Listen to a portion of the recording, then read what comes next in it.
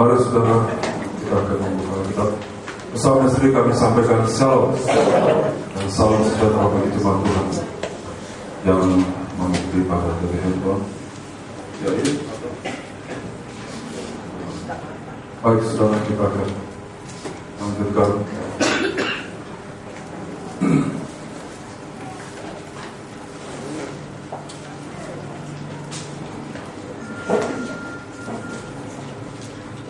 Mari saudara, kita akan baca sebenarnya firman Tuhan dari Roma 9. Roma 9, surat Roma pasal 9.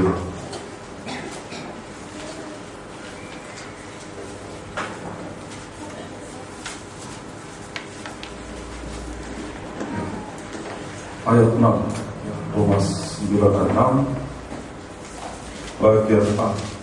Roma 9 ayat 6 bagian 6a saja. Mari kita akan baca bersama.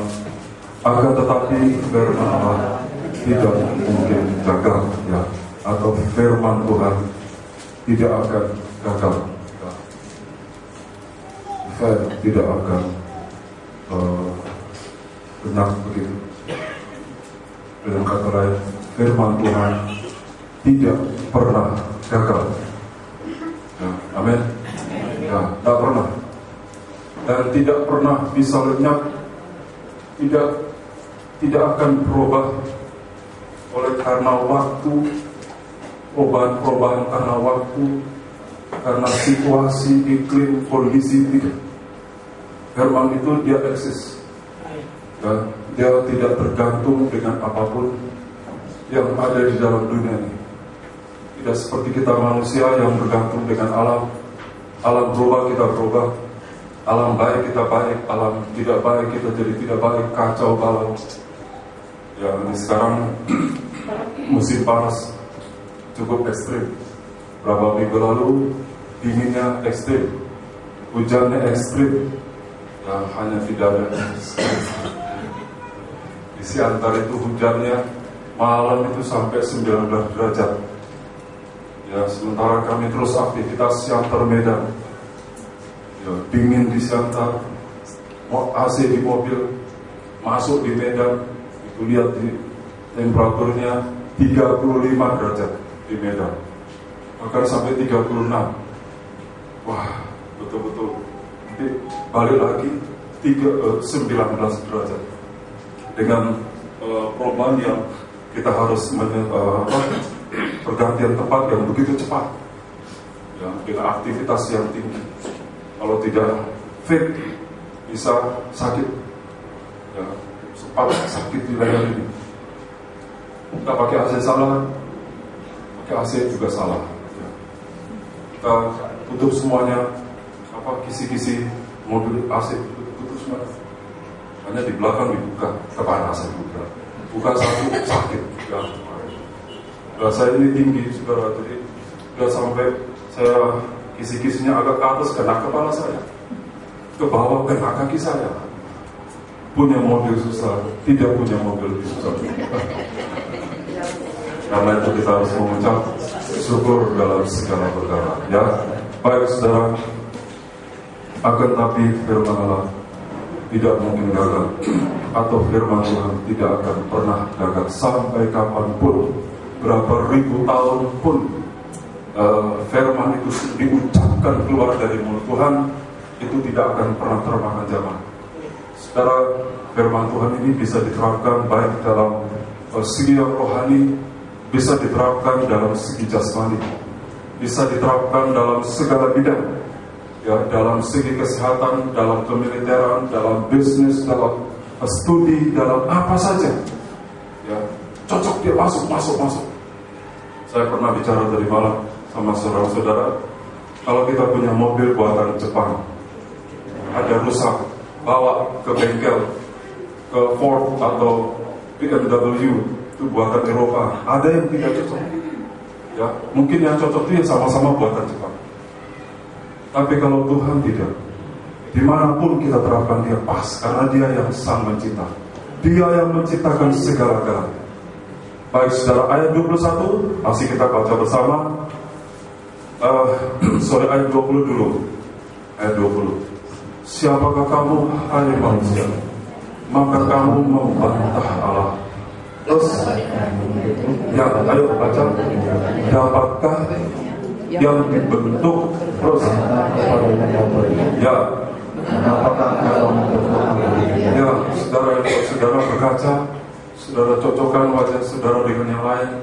Kok dia cantik, aku kok tidak cantik. Ya, akhirnya kita format ya. Yang biasa dinaikkan, yang maju masukkan ke dalam. Ada lagi apa? Sekarang mata sini bisa mata dulu. Ya. Nanti kepala besar bisa kepala kecil. Kalau kita ikuti semaunya, hancur kita nanti. Ini firman Tuhan sudah mengatakan. Ya.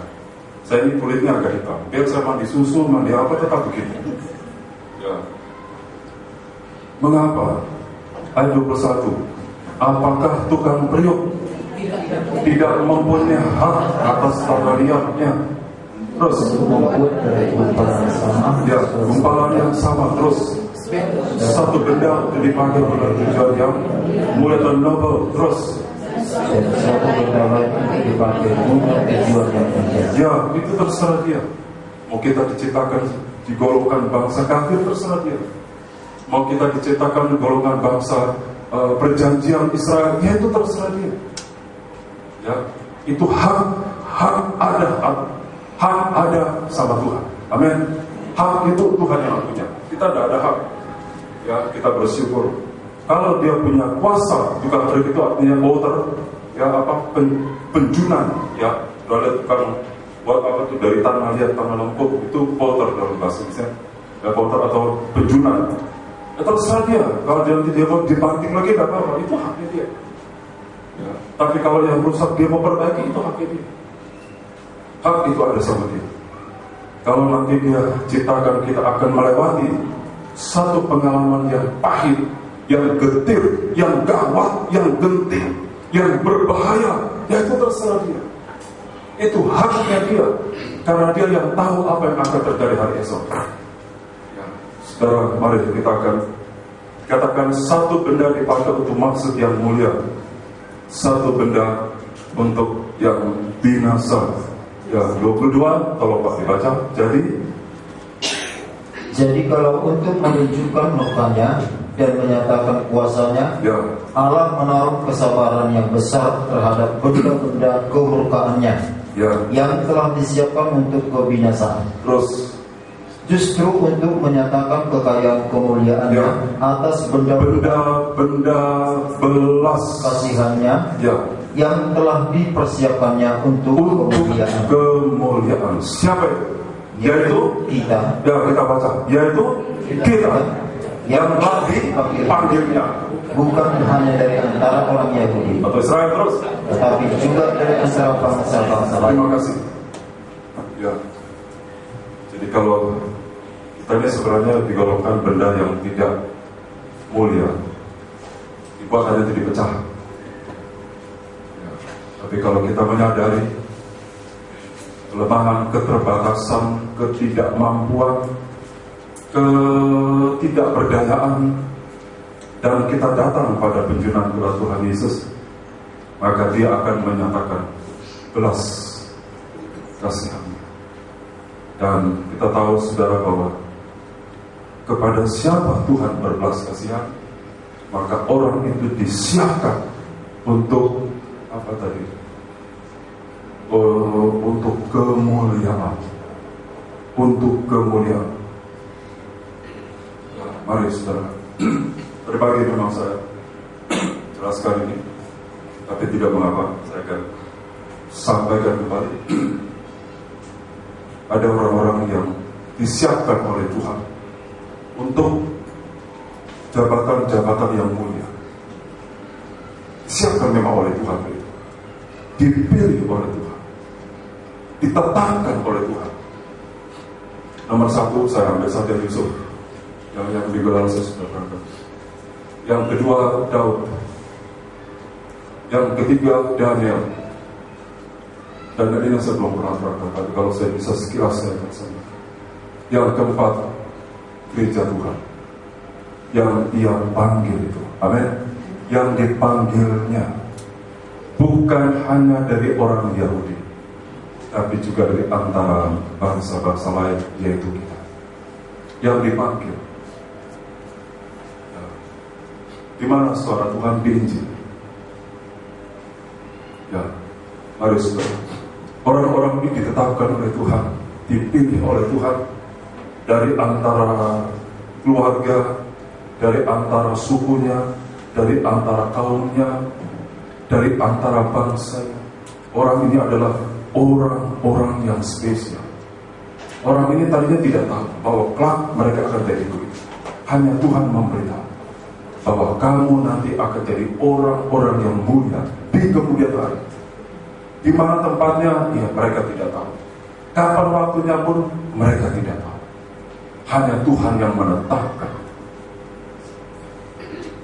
Satu Yusuf, kedua Daud, tiga Daniel, dan yang keempat gereja Tuhan secara kolektif, secara berjemaat. Kalau tadi individu perorangan, sekarang pada terakhir adalah gereja Tuhan. Coba kita baca dulu gereja Tuhan. Wahyu 3. Kita Wahyu pasal 3. Wahyu pasal 3.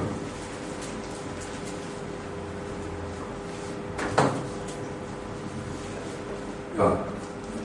Ayatnya yang ke-21. Barang siapa menang, ia akan kududukan bersama-sama dengan aku di atas tahtaku. Ya, di atas tahtaku. Terus, sebagaimana aku pun telah menang dan duduk bersama-sama dengan Bapakku di atas tahta. Ya, ini bagi bangsa kafir, diwakili oleh jemaat Laodikia. Ya, janji Tuhan, kalau kau menang, aku barang siapa menang, ia akan ku dudukan. Siapa yang mendudukan? Tuhan. Tuhan yang mendudukan. Tuhan yang mendudukan orang-orang yang menang ini di atas tahtaku. Duduk bersanding bersama dengan Tuhan Yesus. Tidak kurang mulia dari Tuhan Yesus. Sama. Ya, ini perjanjian Allah. Ya. Tapi saudara, untuk mencapai kedudukan yang tinggi, kedudukan yang mulia itu, jalannya bukan jalan yang lurus, jalannya bukan jalan yang lempeng, gitu kata orang Jawa. Jalannya bukan jalan tol di persahabatan, jalannya justru jalan salib. Aneh. Untuk mencapai kedudukan yang mulia yang Tuhan kasih, orang-orang ini akan diizinkan Tuhan masuk dalam proses salib. Ya. Betul-betul mengalami sengsara secara fisik, mental, secara psikologis. Hanya orang-orang yang rendah hati yang dapat mengerti. Amin. Hanya orang-orang yang rendah. Siapapun juga termasuk hamba Tuhan. Untuk bisa mencapai, untuk bisa melewati jalan salib, Tuhan mengatakan, firman Tuhan mengatakan, bukan hanya merendahkan hati, tapi sampai mengosongkan, baru dia bisa pikul salib. Rasa tidak mampu, rasa tidak berdaya, orang-orang yang bisa melalui jalan. Tuhan sepertinya sengaja memimpin orang-orang ini melewati proses salib supaya iblis tidak bisa lewat jalan. Kalau langsung senang, siapa yang mau? Kalau langsung duduk di tahta, siapa yang mau? Siapa yang tidak mau? Semua mau. Tapi kalau untuk mencapai jenjang tersebut, harus lewat jalan salib, jalan yang ditandai dengan darah. Iblis menakut-nakuti kita. Jangan lanjutkan itu. Jangan ikut Tuhan terus. Tinggalkan saja, engkau akan binasa. Itu iblis memperalat perasaan daging. Karena iblis pun tidak mampu melewati. Iblis tidak ada kerendahan hati. Iblis tahu firman tapi tidak melakukan firman Allah. Melakukan firman itu bukan harus pintar. Melakukan firman itu merendahkan. Mari kita akan lihat kesempatan tunda. Besok kita libur ya. Jangan datang kemari besok. Om nggak ada yang ikut saja bilang libur. Di Siantar juga begitu. Besok libur, Selasa dan Jumat libur. Om saya mau dengar firman libur. Ya. Yang sudah bilang. Ya. Setelah ini kami langsung kembali tinggalkan firman Tuhan. Amin. Ya. Yang dipegang itu firman itu. Mari kita baca. Kita Kejadian pasal 37. Ini yang pertama.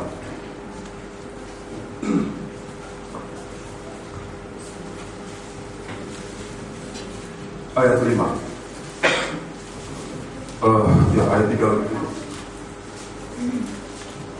Israel lebih mengasihi Yusuf dari semua anaknya yang lebih mengasihi Yusuf dari semua anaknya yang lain. Terus, sebab Yusuf itulah anaknya yang lahir pada masa tuanya. Ya, terus. Dan ia menyuruh membuat jubah yang mahal indah, maha indah bagi dia. Maha indah sampai situ.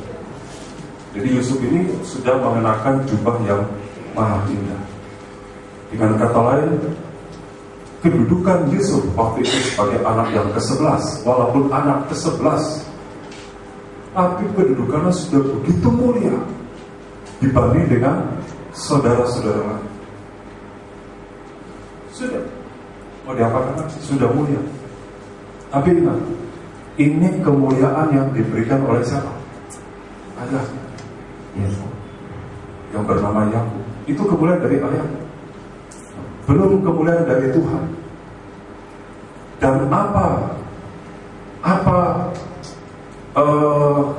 sampai di mana ketahanan kemuliaan yang diberikan oleh manusia, walaupun itu ayahnya. Tolong dibaca.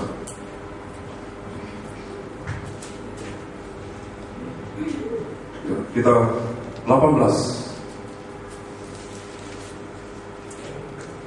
Dari jauh ia telah kelihatan kepada mereka, tetapi sebelum ia dekat pada mereka, mereka telah bermufakat mencari daya upaya untuk membunuhnya. Ayat 23 kita baca. Baru saja Yusuf sampai ke saudara-saudaranya, mereka pun menanggalkan jubah Yusuf, terus jubah maha indah yang dipakainya. Ya, itu kemuliaan dari manusia. Sekalipun dari ayahnya masih bisa ditanggalkan. Betul? Masih bisa ditanggalkan. Yakub mengangkat anaknya Yusuf lebih daripada yang lain, tapi saudara-saudaranya masih bisa menurunkan. Tapi kalau Tuhan yang mengangkat, tidak ada yang bisa menurunkan. Ini yang kita cari. Ya. Hamba Tuhan juga begitu. Dosa bawa nama besar itu masih bisa ditandingi. Ya, dosa juga bawa saya, keluarga orang kaya, itu masih bisa ditandingi. Itu masih bisa dilucuti. Itu bisa ada, besok tidak ada lagi. Dan kita cari sekarang kemuliaan yang Tuhan berikan. Amin. Ini lewat jalan saya. Jadi untuk mengangkat Yusuf pada kedudukan yang top, Yusuf harus mengalami penanggalan semua. Supaya nanti kalau Tuhan angkat Yusuf, itu betul-betul murni dari Tuhan. Sengaja nanti Yusuf dipisahkan oleh Tuhan dari saudara-saudara. Itu proses. Waktu perpisahan kita juga sakit sekali, cukup sakit. Ya, secara manusia itu sakit sekali. Tapi kalau itu izin Tuhan, harus, supaya kalau nanti terjadi pengembalaan itu bisa berlanjut, maka itu asli campur tangan Tuhan. Tidak ada satu kekuatan manusia. Ya, kalau toh Tuhan memakai kita untuk ambil bagian di dalamnya, itu berarti kemurahan Tuhan. Syukurlah, ya. Syukur kalau Tuhan memakai kita. Sebab Tuhan punya kuasa. Tanpa kita pun Ia mampu bekerja sendiri dan mewujudkannya. Tapi kalau kita mau dipakai, maka biarlah kita jangan bermegah pada apa yang bisa kita perbuat, tapi bermegahlah karena Tuhan berkemurahan memakai saya, memakai kita semua. Ya, itu kemuliaan dari manusia masih bisa ditanggalkan. Kita baca ayat 5. Yusuf bermimpi. Ya, kita baca langsung ayatnya yang ke-7. Ya, silakan. Tampak kita sedang di ladang mengikat berkas-berkas gandum. Lalu panggillah berkasku dan tegak berdiri. Kemudian datanglah berkas-berkas kamu sekalian mengelilingi dan sujud menyembah kepada berkas itu. Ayat 8 kita baca. Lalu saudara-saudara berkata kepadanya, apakah engkau ingin menjadi raja atas kami? Apakah engkau ingin berkuasa atas kami? Stop dulu, sebab kita udah tahu bisa. Jadi Tuhan meletakkan rencananya dalam hidup Yusuf melalui mimpi. Pada masa itu, karena belum ada pembukaan firman seperti sekarang, ya, mimpi itu bisa baik, bisa juga tidak baik. Mimpi bisa dipercaya, bisa juga tidak dipercaya. Tapi jangan sampai lebih percaya kepada mimpi daripada kepada firman. Ini celaka. Ya, bisa mengerti ya? Ya, nanti dia tidak mau dengar firman Tuhan. Untuk saya mimpi saja. Jadi mimpi bisa benar, juga bisa tidak benar. Jadi kalau dulu Tuhan berbicara melalui mimpi, itu karena memang dulu situasinya begitu. Belum ada Alkitab, belum ada penggebaran, belum ada gereja, belum ada jemaat, tapi Yesus sudah bergaul erat dengan Tuhan.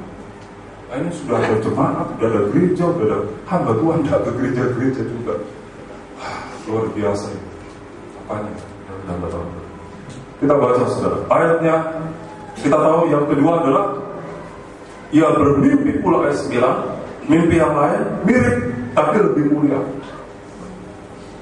Ya, itu berarti ya cocok ayat 9. Lalu ia memimpikan pula mimpi yang lain, ya, yang diceritakannya kepada saudara-saudaranya. Ya. Katanya, aku bermimpi pula, tampak matahari, bulan dan 11 bintang sujud menyembah kepadaku. Sujud menyembah kepadaku.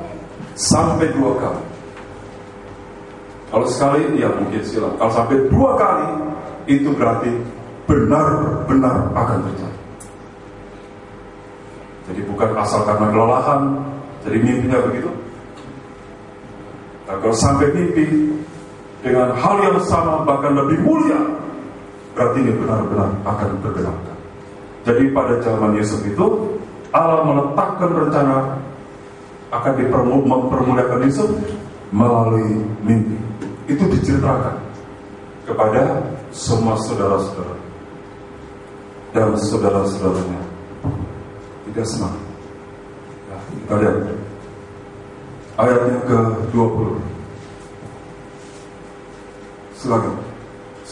Sekarang marilah kita bunuh dia, dan kita lemparkan ke dalam salah satu sumur ini. Lalu kita katakan seekor binatang buas telah menerkamnya, dan kita akan lihat nanti bagaimana jadinya mimpinya itu. Ya. Apakah rencana Allah itu bisa digagalkan? Tidak. Memang hampir dibunuh, hampir saja, tapi ternyata tidak jadi. Akhirnya Yusuf dijual. Ayat ya. 28. Ketika ada saudagar Midian lewat, Yusuf diangkat ke atas dari dalam sumur itu, kemudian dijual kepada orang Ismail itu dengan harga 20 shekel perak. Ya, terus. Lalu Yusuf dibawa mereka ke Mesir. Ya, pasal 39 ayat 1. Pasal 39 ayat 1. Kita baca bersama. Adapun Yusuf telah dibawa ke Mesir. Ayat terus. Dan Potifar orang Mesir, pegawai istana Firaun, pada pegawai malam raja, membeli dia dari tangan orang Ismail yang telah membawa dia ke situ. Ya, jadi Yusuf itu pernah mengalami hidup diperjualbelikan. Apa istilah sekarang? Trafficking. Diperjualbelikan. Dibeli dari sini, dijual ke sana. Dia beli, ya, 20 sikal perak. Ada yang tawar lebih mahal lagi, dia jual lagi. Ya. Jadi Yusuf tuh jatuh ke tangan satu, ke tangan yang lain lagi. Ya. Nanti udah bosan, jual lagi. Ada masa itu, saudara. Hal jual beli manusia itu biasa. Itu dilegalkan, diresmikan. Kalau kau punya uang, silakan. Kalau saudagar kaya, silakan beli. Mau berapa manusia itu? Jadi manusia waktu itu dianggap seperti hewan saja. Begitu rendah diperlakukan di situ. Diperjualbelikan. Sepertinya rencana Allah itu seperti ini. Jauh.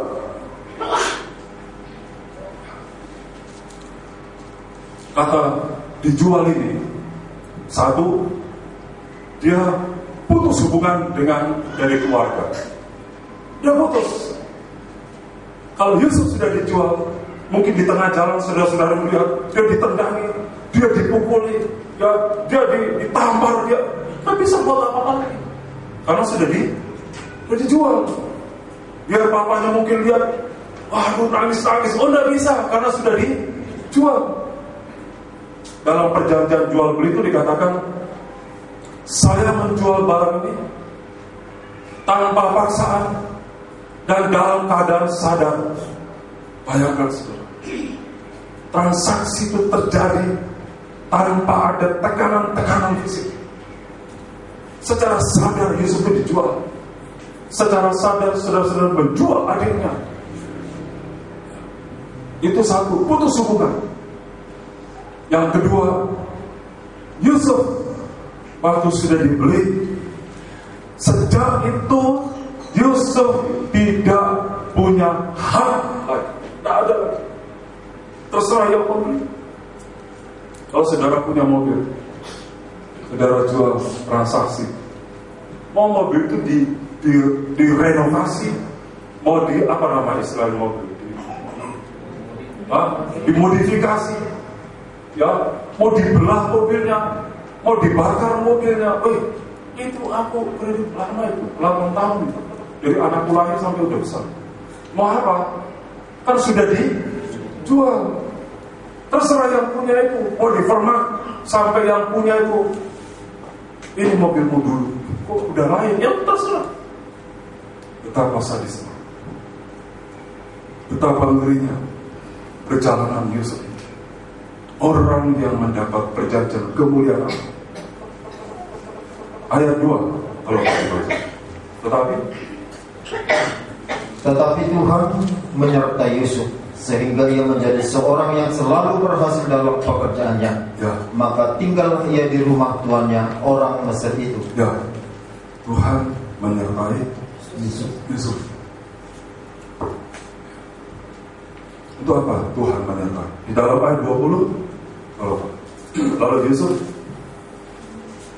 lalu Yusuf ditangkap oleh tuannya, ya, dan dimasukkan ke dalam penjara, ya, tempat tahanan-tahanan raja dikurung. Ya. Demikianlah Yusuf dipenjarakan di sana. Ya, demikianlah saya sampaikan.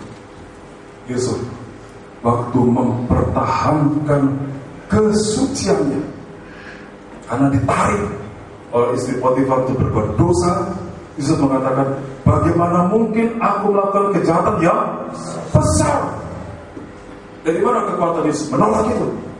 Dari mimpinya. Dia pegang janjinya Tuhan. Dia tidak mau kehilangan masa depan. Dia hadapi masa depannya dengan takut akan Tuhan. Waktu Yusuf dijebloskan dalam penjara, ya saya ulangi sekali, minggu lalu saya sampaikan, saat itu Yusuf kehilangan pekerjaan, kehilangan penghasilan, kehilangan kedudukan, kehilangan segala-galanya. Tapi Yusuf tidak kehilangan masa depan. Dalam ayat 21 kita baca, Tetapi Tuhan menyertai Yusuf. Berarti Yusuf tetap punya masa depan. Karena Tuhan menyertai sampai di dalam penjara. Coba kita baca kondisi Yusuf waktu ditangkap oleh Potifar. Ya, Mazmur 105. Mazmur 105.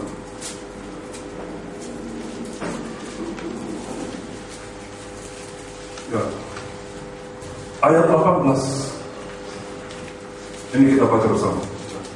Mazmur 105 ayat 18. Mereka memimpin kakinya dengan belenggu, terus masuk ke dalam besi. Itu kondisi seperti dilempar ke penjara.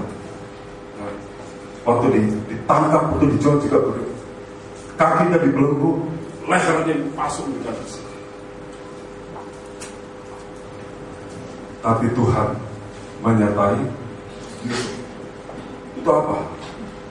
Untuk apa Tuhan menyertai Yusuf?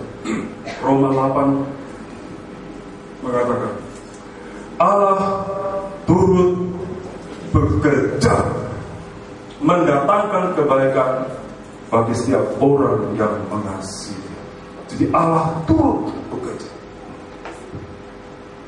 supaya rencana Allah yang ada di dalam Yusuf ini tidak gagal. Dan pada akhirnya kita tahu Yusuf akhirnya muncul sebagai penguasa tanah Mesir. Kita baca, saudara, pada pasal yang ke-41 ayat 45. Silakan. Pasal 41 ayat 45. Ya. Lalu Firaun menamai Yusuf Jafnat Pa'aneh, Ya, terus serta memberikan Asnat, terus anak Potifera, imam di On, Ya. kepadanya menjadi istrinya. Terus. Demikianlah Yusuf muncul sebagai kuasa atas seluruh tanah Mesir. ya. Dan pada ayat pasal selanjutnya, saudara-saudara Yusuf akhirnya datang pada Yusuf dan sujud. Allah itu tidak pernah membohongi. Kalau toh Yusuf ini harus masuk dalam pengalaman yang sangat sakit, tapi Tuhan menyertai dia di situ. Hari Kamis saya sempat singgung, tapi kita baca kembali sikap Yusuf pada waktu sekarang sudah jadi penguasa Mesir. Rencana Allah itu akhirnya tergenapkan di dalam pribadinya Yusuf. Yusuf sekarang tampil sebagai penguasa dengan wibawa penuh, dengan kuasa yang absolut. Apa yang diperintahkan oleh Yusuf pasti diperbuat. Sekarang saudara-saudara datang sujud menyembah dalam keadaan tidak punya apa-apa. Pasal 45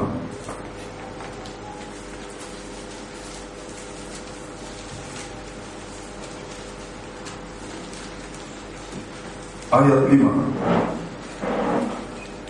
Tetapi sekarang janganlah bersusah hati dan janganlah menyesali diri, karena kamu menjual aku ke sini, sebab untuk memelihara kehidupanlah Allah menyuruh aku mendahului kamu. Ya, saudara, Yusuf mengatakan kepada saudara-saudara, bukan kamu, itu semuanya adalah rencana Allah. Yusuf sama sekali tidak ada dendam di dalam hati. Kita baca ayat yang ke-45, 15 ayat 15. Yusuf mencium, kita baca, mencium semua saudara-saudara dengan mesra, dan ia menangis sambil memeluk. Ya, hari kami saya sudah sampai. Yusuf mengampuni semua. Yusuf orang besar sekali, tapi berhati mulia.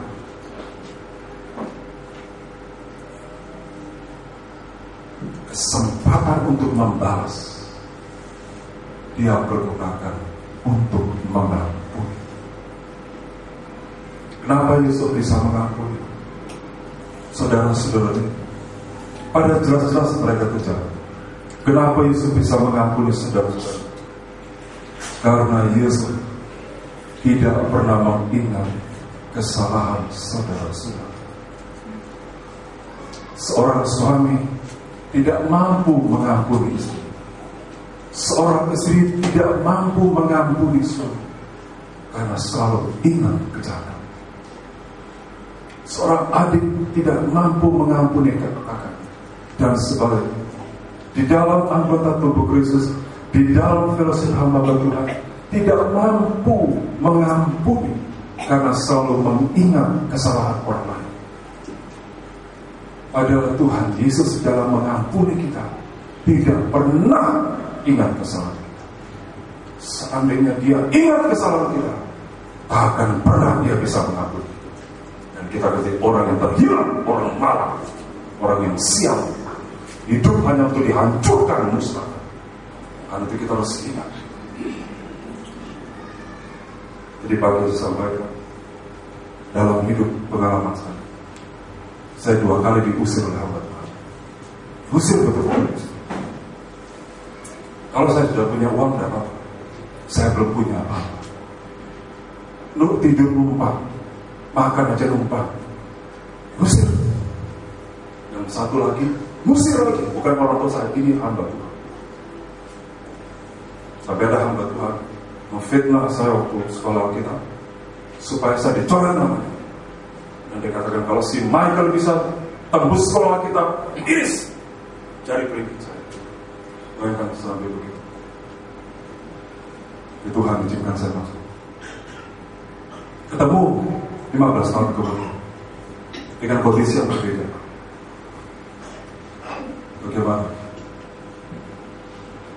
Kalau kita ingat kesalahan, kita akan tidak pernah bisa mengampuni. Dan di surga Allah tidak akan mengampuni saya. Itu berarti hanya dari orang yang sukses di bumi ini, tapi tidak mencapai kemuliaan di surga. Apa artinya? Atau orang itu datang, maafkan saya. 15 tahun lalu saya sudah maafkan. 15 tahun yang lalu. Kan baru sekali dari dulu. Kenapa? Itu rencana Allah. Saya harus masuk. Itu juga rencana Allah di dalam hidup saudara.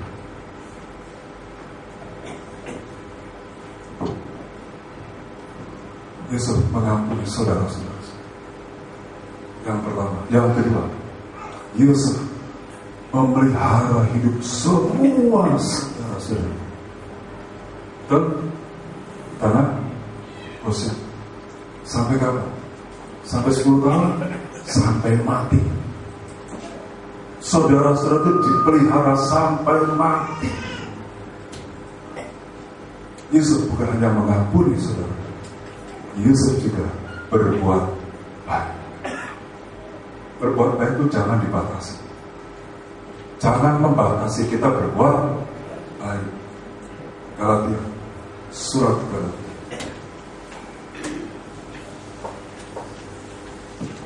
Surat Galatia, pasal yang kedua. Galatia pasal 6 ayat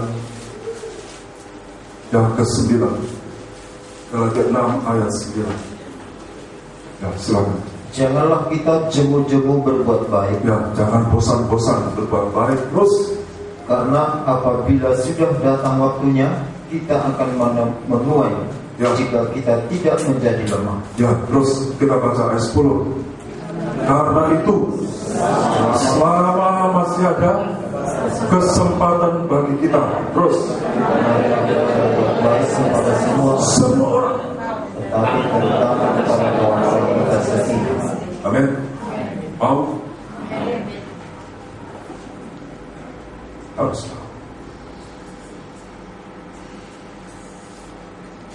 Di Medan kami mengalami pendeta bohong pembohong, penipu, segala dapat. Itu semuanya rencana Allah. Amin. Kalau sekali Allah memuliakan, tidak akan pernah gagal. Tapi ingat, kalau jumpa dengan orang, kita harus semangat. Sebab mungkin juga ada kesalahan kita. Pasti, karena kita belum ada yang sempurna. Jadi jangan berbangga hati. Selama masih ada kesempatan, Tuhan kasih kesempatan pada Yesus sekarang. Tuhan menguji hati. Sekarang kesempatan ada Tuhan. Dia bisa berguna untuk membalas dendam, membunuh semuanya. Bisa. Dia punya kuasa. Kalau dia katakan bunuh semuanya, Fir'aun tidak bisa bantah. Yesus tidak mau berguna. Dia justru bergunakan kesempatan untuk membunuh, membalas dendam. Dia malah pakai kesempatan untuk mengampuni. Itu kesempatan emas yang mungkin hanya sekali dalam seumur hidup.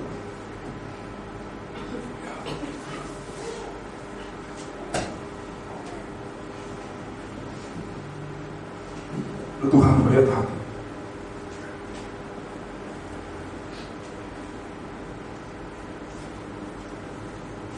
Ini firman Allah. Harus praktik di sini. Firman Tuhan bukan hanya dikagumi, tapi untuk kita praktik. Juga memasukkan rencana Tuhan dalam hidup kita. Allah, Yusuf dijual ke Mesir. Dijual lagi oleh orang-orang kafir. Dengar saudara, Allah bisa menggunakan siapa saja, sampai orang kafir pun, untuk mempercepat rencana Tuhan. Allah mengangkat Yusuf. Allah itu berkuasa, haknya ada sampai.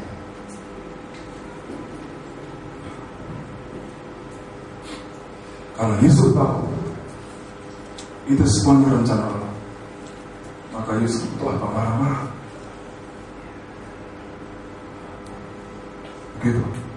Ini orang yang mulia, orang yang berkuasa, punya kuasa, tapi berhati mulia. Kiranya kita juga punya kerinduan semacam itu. Amin. Karena yang tahu pada esok itu Tuhan. Kita tidak mau hanya hari ini kita hebat, hanya hari ini kita jaya, besok kita runtuh. Dan tidak seorang pun yang tahu apa yang akan terjadi hari esok. Kita mengampuni, kita melakukan firman Tuhan, supaya masa depan Tuhan jamin. Di antara kita, ada juga antara kita dengan orang lain, antara kita dengan saudara kita, ya, antara saya dengan adik ipar saya, antara istri saya dengan adik iparnya, adik-adik saya. Sekali waktu ketemu, mereka katakan sama kami pikir kakak saudara. Karena kami dengarkan kakak orang kakak begini. Kami takut akan Tuhan. Kami juga mau melihat nama kami di sana. Kami rangkul adik. Kami berpelukan. Sebelum kami lepas kebar, kita berpelukan. Ayo semangat di dalam.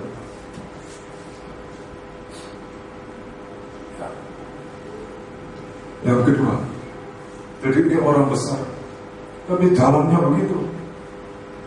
Sekali lagi hanya orang-orang yang rendah hati dapat melewati jalan ini. Karena mereka menyerahkan, mereka menghadapi masa depan dengan takut akan Tuhan. Yang kedua, Daud. 1 Samuel pasal ke-16.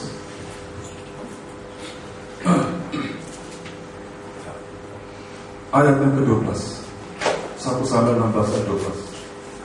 Nah, silakan.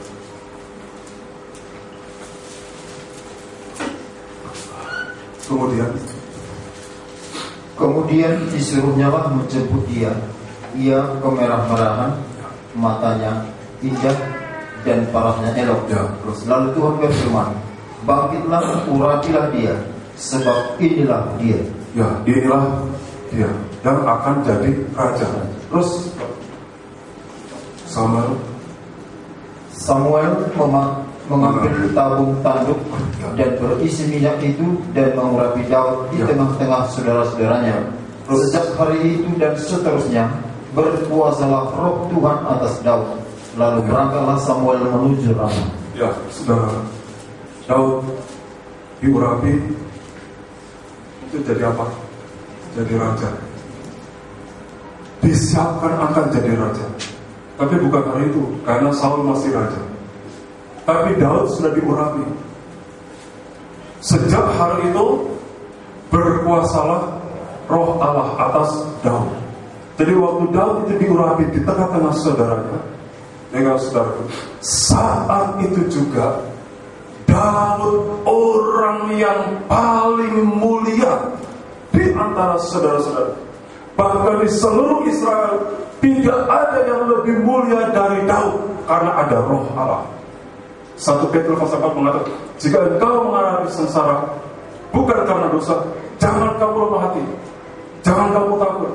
Ketahuilah roh kemuliaan ada padanya. Jadi waktu itu Daud sudah ada kemuliaan, tapi untuk mencapai puncaknya sebagai raja, kita sendiri sudah tahu kisahnya bagaimana. Daud dikejar-kejar sama Saul, mengungsi ke sana, lari ke sana, sembunyi ke sana, masuk ke sana, kejar lagi, masuk lagi, ya, lolos lagi, pergi ke padang gurun. Sampai satu waktu Daud pergi ke Filistin. Rasanya aman, tidak mungkin Saul akan mengejar. Di Filistin, orang Filistin tahu bahwa waktu Daud masih jadi tentara, Daud pernah membunuh berpuluh-puluh laksa tentara Filistin. Maka waktu Daud melarikan diri karena ketakutan ke Filistin, orang langsung lihat, ini dia Daud. Kita baca 1 Samuel 21 ayat 10. Kemudian 1 Samuel 21 ayat 10. Kemudian bersiaplah Daud dan larilah ia pada hari itu juga dari Saul. Ya.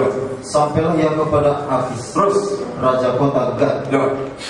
Pegawai-pegawai Akis berkata kepada tuannya, Ya. bukankah ini Daud raja negeri itu? Bukankah tentang dia orang-orang menyanyi berbalas-balasan sambil menari-nari demikian? Saul mengalahkan beribu-ribu musuh, tetapi Daud berlaksa-laksa. Dibicarakan sama orang-orang. Kita baca 12. Daud memperhatikan perkataan itu dan dia menjadi takut sekali kepada Akis, raja kota Gad itu, sampai bermata, karena dia pasti dibunuh. Dan kalau dia dibunuh, rencana Allah bisa gagal. Tapi Allah kasih dia hikmah. Ayat 13 masih kita baca. Sebab itu ia berlaku seperti orang yang sakit ingatan yang depan mata mereka dan berbuat pura-pura gila di dekat mereka. Kita beralih ayat 14 tolong. Lalu berkatalah Akis kepada para pegawainya, tidakkah kamu lihat bahwa orang itu gila? Stop. Apakah Daud gila? Iya. Daud pura-pura gila. Maaf ya, jangan itu yang diingat. Apa khotbahnya Om gila?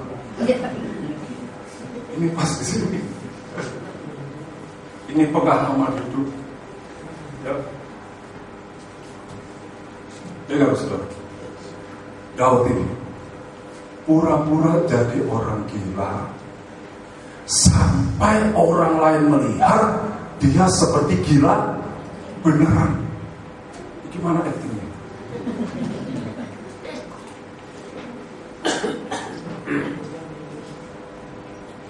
Kalau Daud ini bintang film film,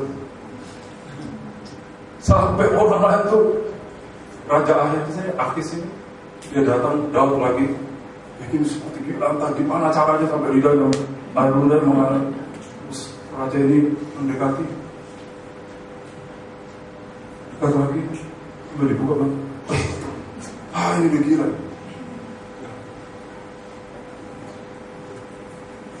Sekali lagi, Daud tidak gila. Dia pura-pura gila. Sampai orang lain melihat seperti dia gila benar. Saking ketakutan. Karena itu jangan terlalu ketakutan. Nanti seperti orang gila. Dia lari. Padahal hanya daun bergerak sepoi-sepoi. Yesus, tabrak pintu sana, tabrak pintu habis. Nanti hatinya orang-orang kau pulang gereja nabrak punya aku. Karena ketakutan sampai bisa jadi begitu. Saudara bisa bayangkan bagaimana ini orang-orang punya pengalaman sampai sejauh ini. Salah saudara dengan saya belum sampai begini. Mudah-mudahan tidak sampai begini. Tapi beginilah orang mulia akan menjadi tokoh Alkitab, tapi melewati pengalaman sengsara yang sangat luar biasa. Terus mengapa kamu membawa dia kepadamu? Ayat 15. Mengapa kamu membawa dia kepadaku? Terus kekurangan orang gilakah aku? Maka kamu bawa orang ini kepadaku. Berarti di Kristen itu sudah banyak orang. Biasa di kota besar itu banyak orang. Kami ke Medan, ada orang gila jalan sebagainya. Kami pulang balik ke sekolah, dia berjalan sebelah kanan. Orangnya sama. Tak kemana dia pergi pulang. Ya. Ada gila lama, ada gila baru. Waduh, mengerikan sekali ya. Terus supaya ia menunjukkan gilanya dekat aku. luar biasa. Terus Patutkah orang yang demikian masuk ke rumahku? ya. Ayat 1. Lalu Daud pergi dari sana dan melarikan diri ke gua Adulam. Bayangkan saudara. Jadi waktu Raja Ahis mengusir Daud yang seperti orang gila beneran, itu Allah turun bekerja. Bisa dalam kondisi semacam. Kalau dia mati, pengurapan itu bagaimana? Tapi rencana Allah tidak pernah gagal. Ya, sampai orang yang sangat dalam kondisi yang parah, Allah turun menyertai. Ya, luar biasa. Akhirnya Daud menjadi raja. Ya. Jadi ini orang-orang mulia melewati pengalaman semacam. Nanti kita jangan kaget. Pengajaran ini besar, menjanjikan kita jadi mempelai Tuhan, tapi kok begini? Kok sengsara? Kok susah? Kok payah? Kok seperti jalan buntu? Lebih dari saudara saya, orang-orang ini sudah mengalami. Sampai dijual, sampai dijebloskan dalam penjara, sampai harus bikin seperti dirinya gila hanya untuk meloloskan diri. Jadi kita tuh belum ada apa-apa. Tapi puji Tuhan ini ditulis supaya menjadi kekuatan bahwa Allah itu tidak pernah membohongi kita. Tidak pernah. Yang ketiga, waduh, harus Daniel pasal 1. Sama setempat. Daniel pasal 1. Ayat 8. Daniel berketetapan untuk tidak menajiskan dirinya dengan santapan raja dan dengan anggur yang biasa diminum raja. Dimintanyalah kepada pemimpin pegawai istana itu supaya ia tak usah menajiskan dirinya. Ya, tidak. Supaya ia tidak Menajiskan diri. tidak usah menajiskan diri. Siapa yang minta? Daniel. Jadi soal suci atau tidak suci itu kita yang menetapkan. Biar firman penyucian dibuka setinggi gunung, pembukaan sedalam lembah. Kalau kita tidak bersuci, Anda mau. Jadi kalau ini dia nih di pengajaran ini tapi selingkuh, tapi berzina, itu dia yang tidak mau. Dan firman yang salah. Betul? Daniel menetapkan. Ini bukan salahnya Daniel dibuang ke Babilonia. Ini salahnya raja. Sehingga mereka rakyat itu datang akhirnya dibuang jauh sampai ke Babilonia. Tapi karena dari orang-orang pintar, keturunan kaum bangsawan, itu direkrut, dididik 3 tahun lamanya dengan bahasa Kasdim, dengan bahasa dengan tulisan Kasdim, bahasa Kasdim. Ya. Coba tolong ayat 4. Yakni orang-orang muda yang tidak ada sesuatu celah, yang berperawakan baik, yang memahami berbagai-bagai hikmat, berpengetahuan banyak, dan yang mempunyai pengertian tentang ilmu, yakni orang-orang yang cakap untuk bekerja dalam istana raja, supaya mereka diajarkan tulisan bahasa orang Kasdim. Ya, sampai bahasa orang Kasdim. Kita tahu apa yang keluar dari mulut meluap dari hati. Itu cara iblis sampai merubah, bukan hanya luar, sampai roh. Orang Israel luar, tapi jiwa roh sudah orang penyembah berhala. Daniel menetapkan hati untuk tidak mau menajiskan diri. Ini di tengah-tengah kerajaan Babilonia yang saat itu merupakan negara yang super power. Saat itu di Babilonia negara yang paling modern, paling maju, paling canggih. Tapi Daniel tidak mau. Dia menetapkan hati. Dia tidak mau. Jadi dia memulai dengan benar. Terlalu semangat. Padahal lupa pagi sudah. Ini tidak ada bacaan. Hanya dalam nama.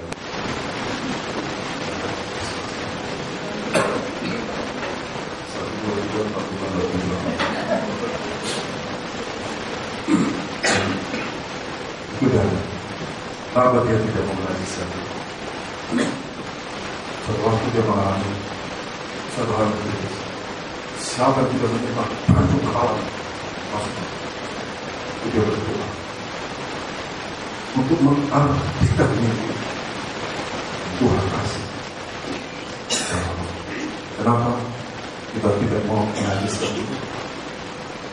Supaya kalau kita berdoa, doa kita didengar dan dijawab.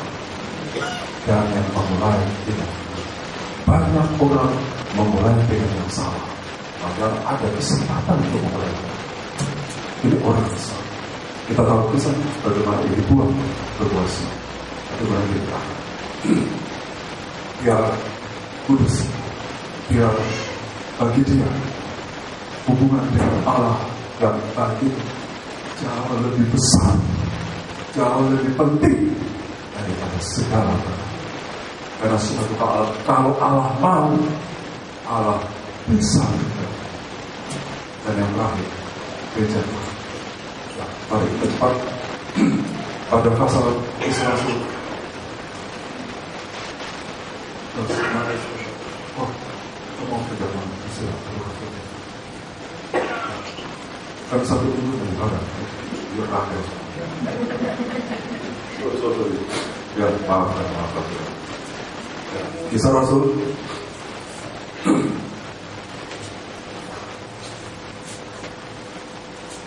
pasal 14 ayat 22. Kisah pasal 14 ini kita baca bersama. Di tempat itu mereka yang ada kebaca menguatkan hati mereka supaya mereka bertekun di dalam iman dan mengatakan bahwa untuk masuk ke dalam kerajaan Allah kita harus melalui banyak sengsara. Ya, Tuhan tidak pernah menjanjikan waktu masuk surga itu dilus-lus, ya, dibelai-belai. Langsung kita harus mengalami banyak sasaran. Kalau terus itu ayam yang mau diapakan, mau dilakukan, kita mau dilakukan juga susah. Tuhan menyiapkan kita satu harus. Dengar saudara, soal sengsara ini bukan hanya karena tidak ada uang kita sengsara, ada uang kita tidak sengsara, tidak. Ya. Pengalaman sengsara di banyak bentuknya, sehingga kita harus alami dengan baik. Kalau toh Tuhan jenjang kita mengalami sengsara karena firman, apa yang kita lakukan? Satu, ya, dengan cepat Lukas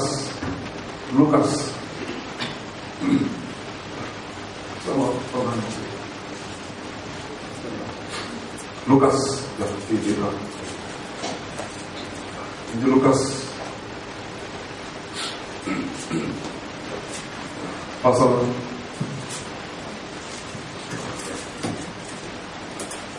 22. Ini Tuhan waktu masuk di kawasan Islam. Sebentar dia akan disambut. Ayat yang ke-44.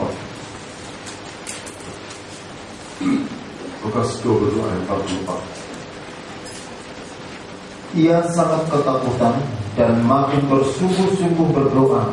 Peluknya menjadi seperti titik-titik darah yang bertetesan ke tanah. Ya, ini satu. Kalau toh kita akan mengalami banyak, bersungguh-sungguh berdoa. Jangan main-main.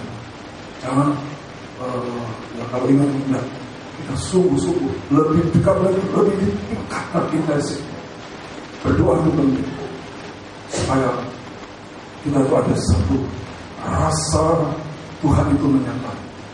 Yang kedua Ibrani 12. Yang kedua Ibrani 12. Ayat 3 kita baca bersama. Ibrani 12 ayat 3. Ingatlah selalu akan Dia yang menanggung bantahan yang sehebat itu terhadap dirinya dari pihak orang-orang berdosa, supaya jangan kamu menjadi lemah dan putus asa. Ya, itu kalau kita mengalami sengsara. Satu, berdoa sungguh-sungguh. Kedua, ingat selalu akan Dia. Jangan terlalu menyayangi diri. Jangan terlalu mengenakkan diri terus. Ingatlah selalu akan Tuhan. Jangan kita menyembah karena kita sayang diri kita, sehingga kita menyembah didorong oleh perasaan, bukan oleh Roh Kudus. Kita harus selalu ingat Tuhan. Amin. Ingatlah selalu akan Tuhan Yesus yang tekun menanggung batang yang sehebat itu, dicari, celak, dipendam, timbul semua sampai di sana. Bagaimana kita ingat selalu? Satu, baca Alkitab setiap hari. Yang belum punya jadwal, minta sama saudari ini. Itu di buletin ada jadwal. Baca itu tiap hari sesuai dengan jadwal. Kalau mau baca lebih banyak, terserah. Tapi jadwal ini jangan sampai di bawah. Kalau kita tidak terjadwal, kita akan baca ambil yang enak sama kita. Kita akan baca yang cocok sama kita. Betul? Nah, kalau kita belajar di sini, baca tanggal, waktu, pagi dan sore, kita baca. Kita akan ingat selalu akan Tuhan. Kalau toh Tuhan izinkan kita bisa lolos, tetap ingat Tuhan Yesus. Yang kedua, beribadah. Dengar firman Allah. Roh Kudus tidak pakai sarana lain untuk membuat kita bisa ingat Tuhan kecuali firman. Dan ini ada satu minggu libur, pembacaan Alkitab jangan diliput, tetap baca supaya kita selalu ingat. Inilah Tuhan memberikan tempat-tempat yang mulia, tapi bukan jalan yang enak bagi kita. Kalau kita mau ikuti semuanya, Tuhan itu penolong kita sekali. Ayat yang terakhir, ayat Mazmur 37. Mazmur 37. Maafkan, Mazmur 31. Mazmur 31. sama tadi ya Tuhan. Mari kita baca bersama ayat 24. Kasihilah Tuhan oleh semua yang dikasihi. Terus Tuhan menjaga orang-orang yang setiawan. amin. Kemudian kita baca udah stop. Kasihilah Tuhan hai orang-orang yang dikasih. Tetap kasih itu tidak satu susah senang, tetap kita Tuhan menjaga orang-orang setiawan, setia dalam masa susah, setia dalam masa senang, setia untuk diberkati, setia saat diberkati. Tuhan pun menjaga kita. Ayat yang terakhir pasal 37, ayat 23 dan 24. Tuhan menetapkan langkah-langkah orang yang hidupnya berkenan kepada apabila ia jatuh Tidaklah sampai terletak, sebab Tuhan menopang tangan. dengan apa? Firman yang penuh kuasa yang menopang segala sesuatu dibanding saat tidak, dengan firman yang penuh kuasa. Tuhan Yesus dimuliakan selama-lamanya. Haleluya. Kita langsung akan terima berita Roh Kudus. Kita baca. Coba kita naik ke berita.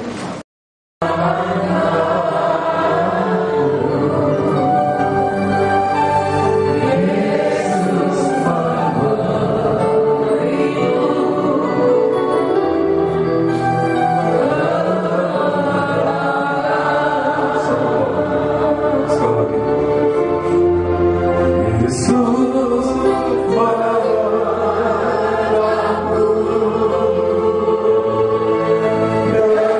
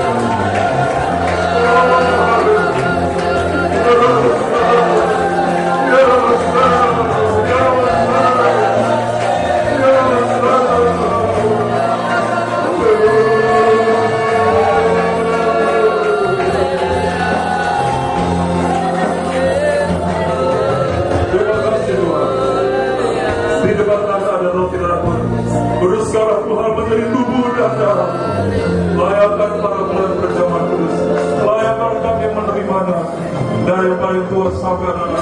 Sidang jemaatmu di Barat Palestina, jika di tangan mereka roti anggur, di dalam seakan-akan ada yang di dalam kesesakan, dalam himpitan, dalam tekanan yang berat, dalam bentuk apapun juga, Tuhan Engkau telah meletakkan rencana-Mu dalam kehidupan kami.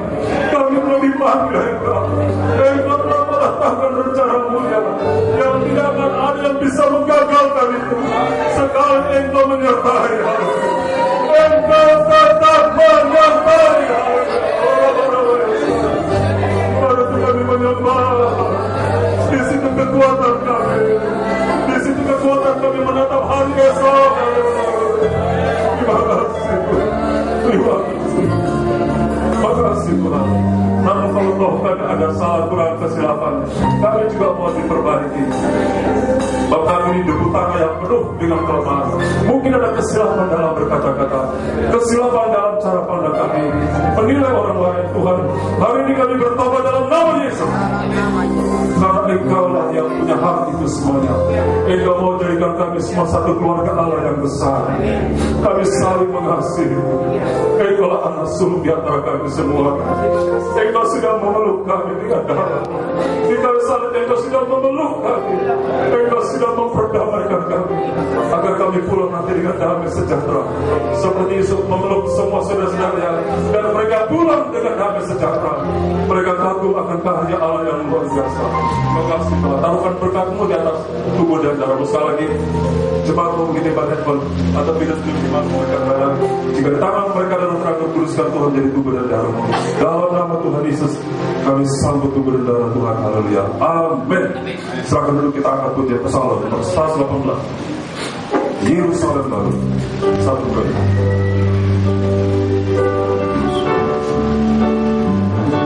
Yerusalem.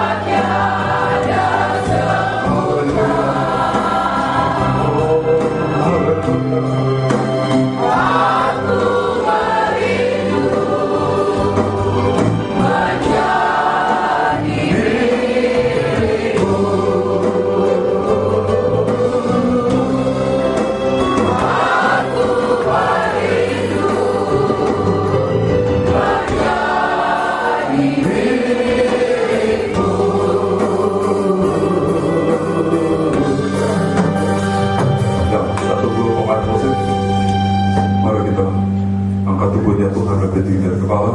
Kita dengarkan firman Tuhan dan kita amin. Sebab apa yang telah kuteruskan kepadamu telah aku terima dari Tuhan, yaitu bahwa Tuhan Yesus pada malam waktu diserahkan mengambil roti, dan sesudah dia mengucap syukur atasnya, ia memecah-mecahkan dan berkata, inilah tubuhku, haleluya, yang diserahkan bagi kamu. Perbuatan yang jadi peringatan akan aku. Kita semua percaya benar tubuhnya Kristus. Amin. Amin. Kita makan bersama dalam nama Tuhan Yesus Kristus. Amin.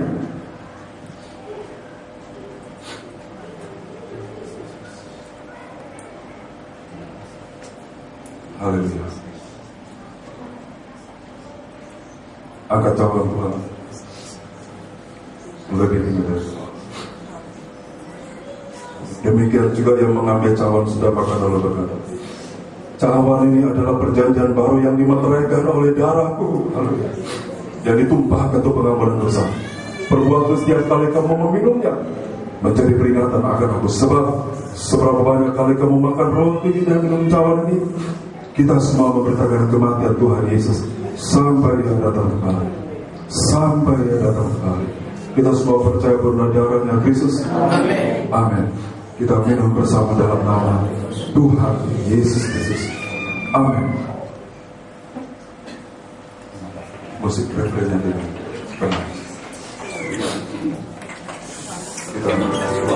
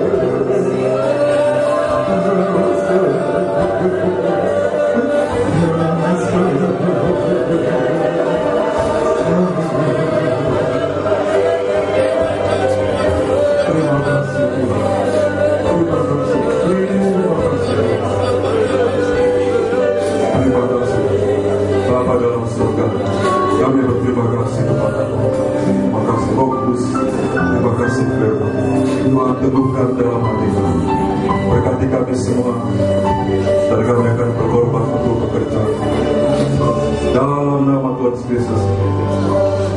Alaskan doa sembahyang syukur kami kepada Bapa kami Yesus yang ada di dalam. Amin. Ya, silahkan dulu. Kita akan berkorban.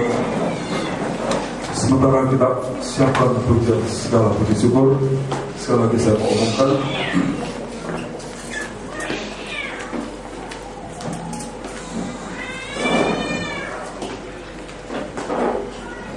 lagi sepanjang minggu ini kita libur dan kita akan mulai di hari Minggu tanggal 10 dimanfaatkan, dan kami juga kembali langsung siapkan puasa besok sudah jadwal.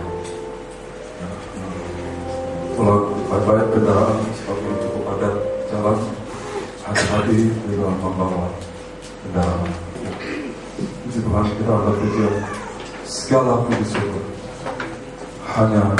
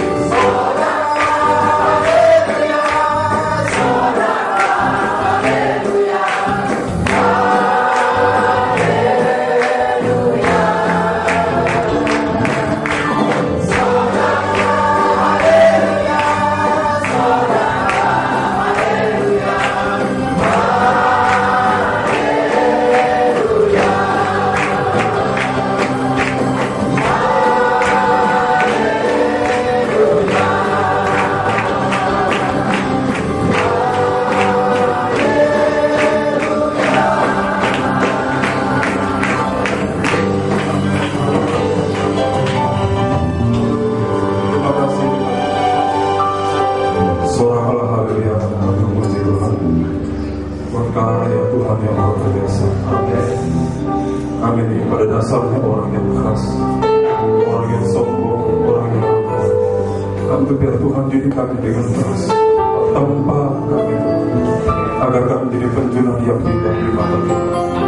Baik nikah kami saling mengampuni, saling memaafkan, suami dan istri, ayah dan ibu, orang tua dan anak, adik dan kakak sesama anggota tubuh Kristus, dan kepada semua orang. Terima kasih Tuhan Yesus. Kami akan kembali ke tempatnya masing-masing. Ada yang perjalanan jauh juga jalan kaki dalam keadaan pribadi. Tuhan Yesus memberkati. Bahkan hamba Musa juga akan segera meninggalkan tempat ini. Tuhan, kami tahu malam ini malam yang cukup padat di jalan. Biarlah Tuhan uraikan semua kepadatan. Beri jalan kami pulang cepat sampai tiba di rumah dengan selamat. Untuk persiapkan besok pagi kami bangun dengan kekuatan baru, sujud menyembah kepadamu, memulai setiap hari dengan benar, memulai dengan menetapkan hati hidup kudus dan benar, agar Tuhan yang memimpin jalan-jalan kami selanjutnya. Memang kesalahan orang benar itu banyak, tapi Tuhan meluputkan semuanya. Berkati kami semuanya, berkati mengikuti bagian kondisi ini, berkati rencana-rencana sidang cepat yang berlibur, berkati kelanjutan studi anak-anak kami. Buka jalan Tuhan, kami berdoa dalam nama Tuhan Yesus. Dan cukupkan segala biaya-biaya yang dibutuhkan, terutama pada tahun ajaran baru. Kedua anak hamba juga yang ada berlibur di Surabaya, Tuhan beri tangan murah Allah melindungi kami semua. Berkati guru-guru sekolah minggu, berkati anak-anak sekolah minggu, berkati pemilik tempat ini punya medan, berkati lawan sama pekerja sastri dan mata pencarian, berkati gereja-gereja di seluruh muka bumi ini, terutama yang akan tentang penyucian tanah itulah sedang Tuhan. Berkati bangsa, negara dan kota di mana kami tinggal dan kami cintai, negara kami Indonesia. Terima kasih Tuhan. Mari kita menerima berkat. Akhirnya kasih Tuhan, pulang dengan berkat dari Allah Bapa, cinta kasih dari Paman Tunggal, ikut sertakan penyertaan dari kuasa Roh Kudus menyertai kita sekalian. Juga memberkati seluruh jemaat Tuhan yang mengikuti pada di sini di mana saudara berada. Tuhan Yesus memberkati. Salam masuk Tuhan berkati kami di sini. Pulang dengan sejahtera, jangan takut berminta. Tuhan Yesus menyertai kita sampai kesudahan alam ini. Dalam naungan nama yang besar, Tuhan kita Yesus Kristus, hamba segala berkat dan tutup ibadah pada malam hari ini. Haleluya. Amin. Selamat berkati. Shalom.